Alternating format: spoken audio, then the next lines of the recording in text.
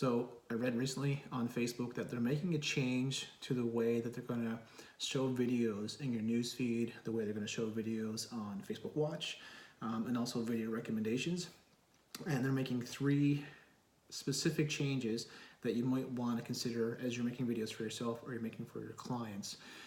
So the first of those 3 changes are what they call loyalty and intent. So basically, they're going to begin to reward video creators and businesses who create more, say, episodic content. So the people that have their shows will have more and more preference in the newsfeed and Facebook Watch, et cetera, et cetera. And people who specifically go and search for those people. And I found that quite interesting. The biggest reason is because even with the new Facebook app and the changes that they made, Facebook is definitely putting more emphasis on search than they have in the past. They've put the search bar on the very top of the app, which in my opinion, I think would actually probably do better if they had it on the bottom, but that's not for me to say. Other than that, again, it's all about loyalty, right? So it's keeping users' attention and keeping people on the platform over and over and over. So if you're currently making episodic content, then that's fantastic. You should begin to see more and more reach for your videos. But it also means if you're not making this kind of content, that you should be looking to make more episodic content. And that can be a struggle for a lot of businesses, and it's not going to be an easy task. So I think it's something for people to consider, which kind of leads into the next point. And as we all know, each of the platforms, so whether it's Facebook, YouTube, Twitter, LinkedIn, et cetera, they're all about keeping us on the platform. So one of the new ranking factors that Facebook has coming out is that they're going to give more preference to the newsfeed and Facebook Watch for creators and videos that can keep people's attention for over a minute, but also have a video in the link that will be about at least 3 minutes in duration. So I think that's important for any of us who are creating video content, and whether or not that's going to be those short 30-second, 40-second, 1-minute videos might not keep people's attention as much. And I kind of like this because what it does is that if anyone has been creating video content over the last couple of years, what you'll notice is that most people kind of tend to drop off rather quickly at the 10 to 15 second mark, and they'll move on to the next video. So again, the purpose here is to keep more and more people on the platform longer. So something that you might want to consider for yourself or for your clients.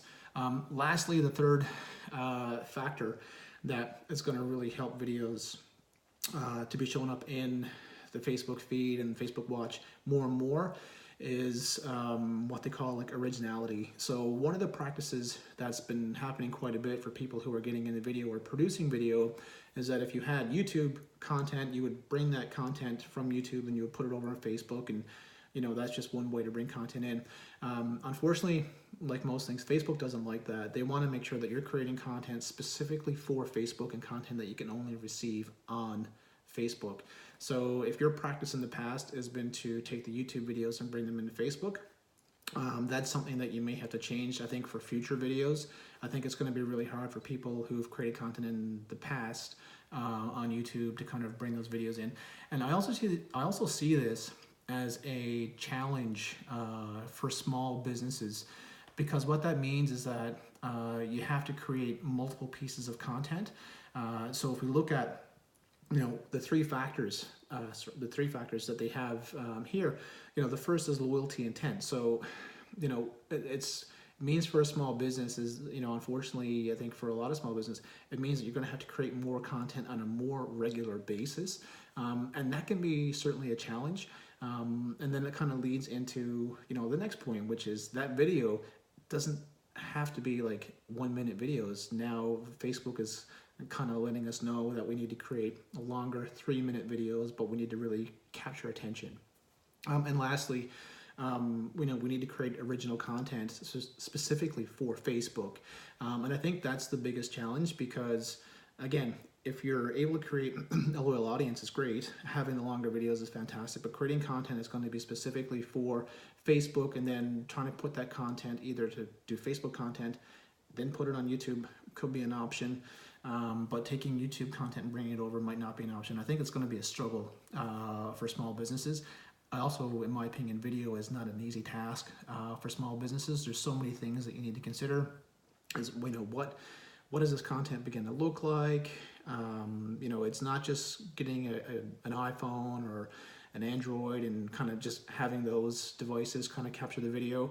I think your video quality, your video production will go up over time, but you have to get started. And so that's not an easy task, right? You've got to make sure that someone can do the editing. You want to have good lighting. You want to have good audio if you as you create more content.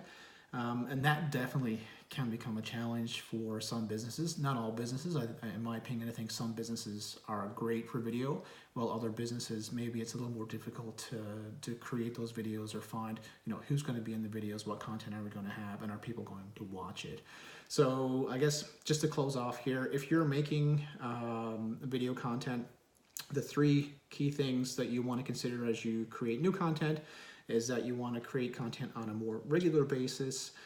You want to create content that people are looking for and looking to have on a regular basis. Secondly, you want to create content that are, you know, at least maybe 3 to 5 minute videos, and trying to capture that attention for at least the first minute.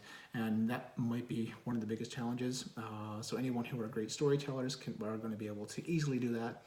But I think it might be a challenge in some cases. Lastly, it's repurposing older content and bringing that into the Facebook platform. I think what you'll have to do there is to kind of just play around with it and, you know, look at your current audience. So if you're, you know, if you've got a small fan base at the moment, this might be something that's, you know, you can definitely try and to grow your audience. But if you don't, or if you have a large audience, definitely think about creating content specifically for Facebook. And if we look at what they've done recently, that content doesn't necessarily have to be, I think it might be more vertical content for stories, or we look at other things, the way they kind of have like IGTV for Instagram. We might see more of that coming for Facebook. That's a possibility. But as always, that's just my 2 cents. And not to you know, always keep on the one platform, but if you are looking to grow in Facebook, video is definitely the way to do, and those are just some of the guidelines from Facebook that you should probably put in place over the next little while, and see if you can kind of get some reach. So that's it for me. If you have any questions, please drop them in the comments below, and that's it. And I look forward to shooting more videos.